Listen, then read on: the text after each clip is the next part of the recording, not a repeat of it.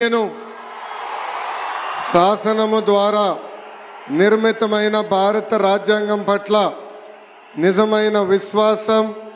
విధేయత చూపుతానని భారతదేశ సార్వభౌమ అధికారాన్ని సమగ్రతను కాపాడుతానని ఆంధ్రప్రదేశ్ రాష్ట్ర మంత్రిగా నా కర్తవ్యాలను శ్రద్ధతో అంతర్గత శుద్ధితో నిర్వహిస్తానని భయం గాని పక్షపాతం కానీ రాగద్వేషాలు కానీ లేకుండా రాజ్యాంగాన్ని శాసనాలు అనుసరించి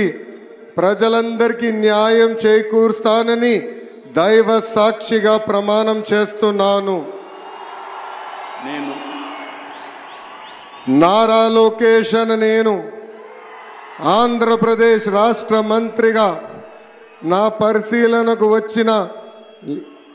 లేదా నాకు తెలియవచ్చిన ఏ విషయాన్ని నా కర్తవ్యాలను సక్రమంగా నిర్వహించేందుకు అవసరమైన మేరకు తప్ప ప్రత్యక్షంగా కానీ పరోక్షంగా కానీ ఏ వ్యక్తికి